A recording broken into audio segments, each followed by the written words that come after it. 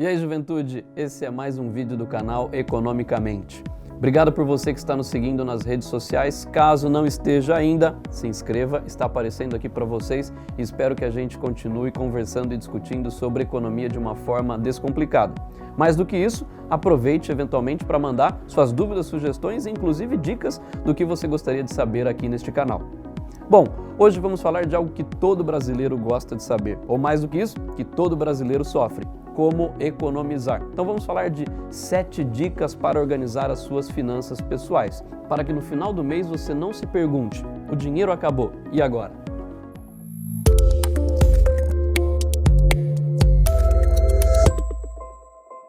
Todos nós queremos economizar dinheiro e cada um tem o seu próprio método, seja economizando ou poupando a si mesmo de um cafezinho de R$ 4 ou evitando e postergando as férias com a família. Cada um tem o seu próprio hábito e a sua própria forma de economizar.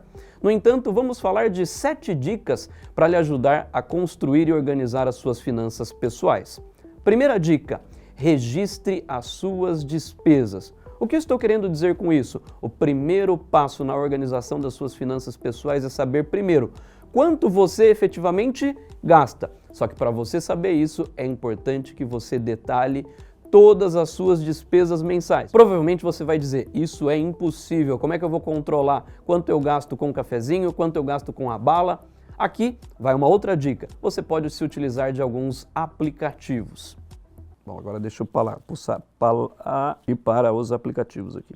Primeiro, Guia Bolso. Segundo, Organize. Terceiro, Minhas Economias. E o quarto, Orçamento Inteligente 2. Todos esses aplicativos que eu falei para vocês são aplicativos que vinculam a sua conta corrente e que você pode atualizar com relação aos gastos que você tem todo mês, de forma que você saiba quanto você está gastando com alimentação, com moradia, com transporte e principalmente com os itens supérfluos, seja jornal, seja cafezinho, seja blusa que não precisava, seja camiseta que também não precisava e por aí vai. Dica 2. Faça um orçamento. O que quero dizer com orçamento? A primeira coisa, detalhar aquilo que você planeja gastar todo mês e além de gastar todo mês, você inclusive fazer aquilo que eventualmente nós não consideramos, que são os itens que nós não prevemos, ou seja, como a manutenção do seu carro, a manutenção da sua casa. Outro ponto que nós precisamos estar atento do nosso orçamento é com relação à sua dívida. Eventualmente você já tem uma dívida no cartão de crédito, no cheque especial ou em alguma outra loja. É importante que você coloque inclusive no seu orçamento essa dívida e que ela seja a prioridade de pagamento dentro da sua alocação de recursos ou dentro da sua própria renda. Os seus gastos têm que ser compatíveis com a sua renda. Há um estudo americano que mostra que aproximadamente 25% dos americanos têm um orçamento feito. Essa pesquisa mostra que 75% dos que têm um orçamento elaborado conseguem ter as suas contas em dia e, mais do que isso, conseguem economizar. Dica 3. Planeje economizar dinheiro. O que eu estou dizendo com isso? Entenda a sua poupança como uma despesa regular, ou seja, separe de 10 a 15% de toda a sua renda como uma despesa que vai ser alocada para a sua poupança. Portanto, a sua poupança ela tem que ser encarada como uma despesa regular. Você já tem um orçamento, lembra-se da segunda dica? Então, dentro do seu orçamento, você precisa incluir o campo de poupança. Você precisa separar pelo menos de 10 a 15% da sua renda para economizar. Se as suas despesas são tão altas que você não consegue incluir uma rúbrica ou incluir uma reserva para poupança, então é hora do quê? É hora de cortar. Como você corta? Olhando para os 2 passos anteriores. Primeiras coisas que nós vamos cortar são os itens supérfluos. Nada de brusinha. Se você fuma, é hora de parar de fumar.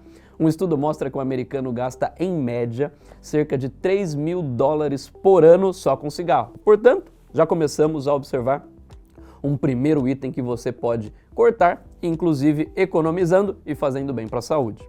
Dica 4. Você precisa estabelecer uma meta. Qual é essa meta? Estabeleça metas de curto e longo prazo. Vamos dar um exemplo. Curto prazo, imagine que você está planejando férias. Portanto, comece a partir de hoje definindo a sua meta. Quanto você precisa economizar para atingir essa meta? Vamos pensar em longo prazo, pensar na sua aposentadoria. Quanto você precisa fazer de reserva para a sua aposentadoria? Já uma dica, pense em previdência privada, provavelmente você não se aposentará pelo INSS.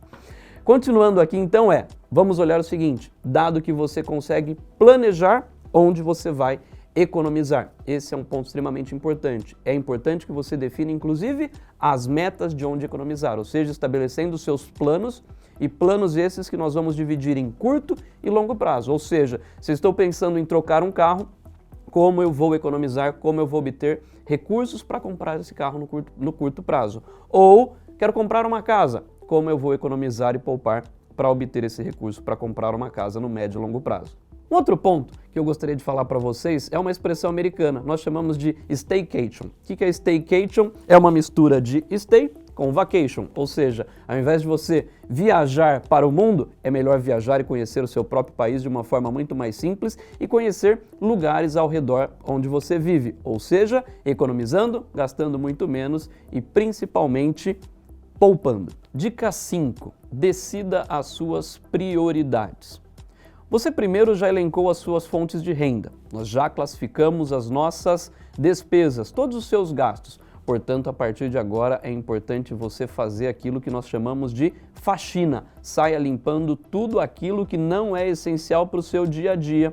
Portanto, decida e dê prioridade para aquilo que você precisa economizar.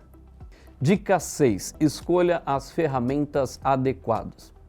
Mulheres sabem muito bem do que eu estou dizendo. Se o marido chega em casa bêbado, provavelmente ela já vai pegar o pau de macarrão. Se o marido chega com marca de batom na camisa, provavelmente ela já vai vir atrás de você com uma metralhadora. Enfim, o que eu estou querendo dizer sobre isso para a sua vida pessoal? Você estabeleceu aqueles planos, ou seja, planejamento de curto, médio e longo prazo. Imagine que nós estamos falando daquele planejamento para suas férias com a família. Para isso, você precisa fazer uma aplicação financeira olhando justamente curto prazo. Quando a gente fala de curto prazo, é extremamente importante que você tenha alinhado uma aplicação que tenha liquidez. O que é liquidez? Que você consiga resgatar esse recurso com grande facilidade. Diferentemente de quando você está falando da sua aposentadoria, que você está fazendo uma aplicação olhando para o longo prazo. Portanto, economicamente, o que é melhor dizer? O que é melhor fazer? Eu aplico em CDB, aplico no Tesouro Direto, compro ações de empresa. Essas serão discussões que nós vamos ter aqui no canal. Quais são as melhores aplicações para você fazer, dado o seu perfil e dado o seu planejamento? Portanto, é extremamente importante que antes de fazer qualquer aplicação que você saiba qual o objetivo deste recurso. É para curto ou é para longo prazo? Ou seja, ele está intimamente ligado àquilo que você planejou e definiu como meta.